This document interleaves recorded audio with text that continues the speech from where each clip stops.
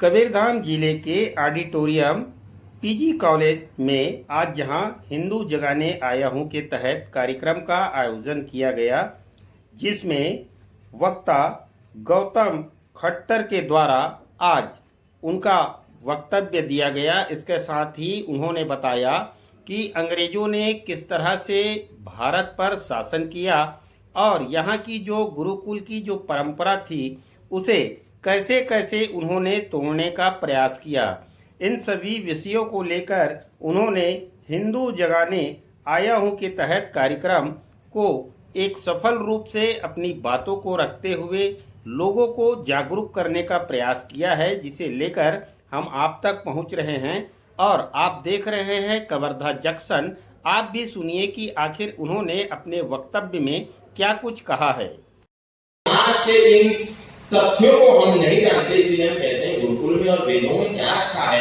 ये तो बड़लियों के गीत हैं, खुद ही हम इस बात को कहते हैं और अपने बच्चों के मन में भी इसी को घुसाते हैं। हम यदि पढ़े तो हमें पता चलेगा कि विश्व आज दुनिया का सबसे बड़ा मनोवैज्ञानिक किसी पाश्चात्य देश के व्यक्ति को नहीं मानता। वो ये कहता है, पाश्चात्य देश स्वयं कहते हैं, अमेरिका स्वयं कहता है, कनाडा स्वयं कहता है, ऑस्ट्रेलिया स्वयं कहता है, रशिया और यूक्रेन स्वयं कहता है कि दुनिया का सबसे बड़ा मनोवैज्ञानिक मनोचिकित्सक यदि कोई है तो वो योगेश्वर भगवान श्री कृष्ण है, जिन्होंने मनों में आए हुए विकारों को तत्काल प्रभाव से भगवत गीता की काउंसलिंग दे करके अर्जुन के मनों से अंधकार के बादल को छाटा और इतने बड़े सामने खड़े हुए जन समूह जो युद्ध के लिए आया था लाखों की सेना लेकर के, उससे लड़ने के लिए प्रेरित किया। एक ऐसे व्यक्ति को प्रेरित किया जिसके मन में डिप्रेशन, एंजाइटी और स्ट्रेस ने आकर के घर बना लिया था।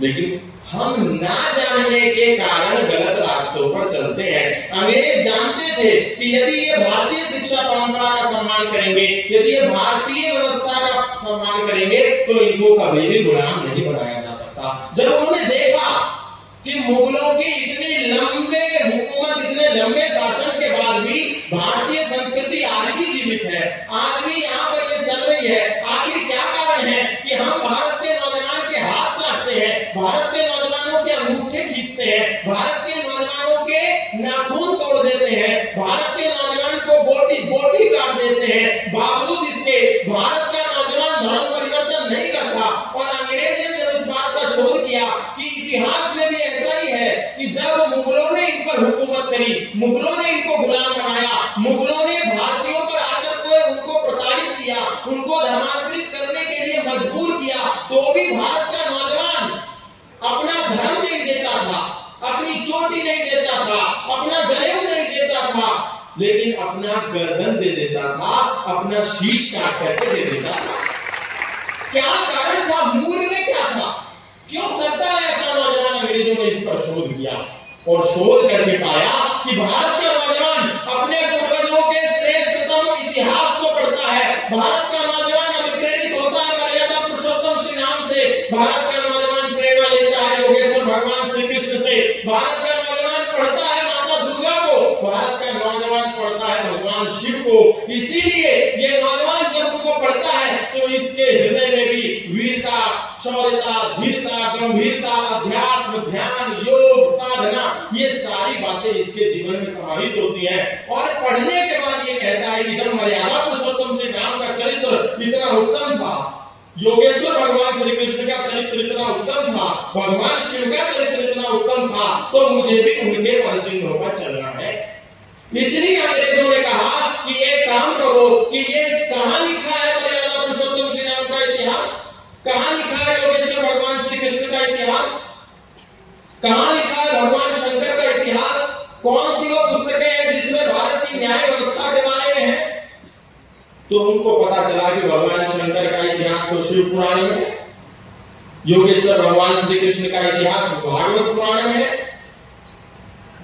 और महर्षि मनु की न्याय व्यवस्था तर्क संगत, पूर्ण रूप से विशुद्ध मनुस्मृति में है, और मर्यादा पुरुषोत्तम श्री राम का इतिहास वाल्मीकि रामायण में है।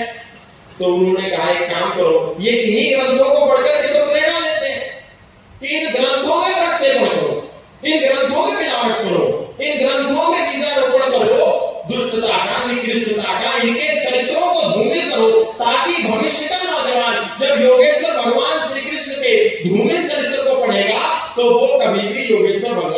कृष्ण का भक्त ना रह पाए।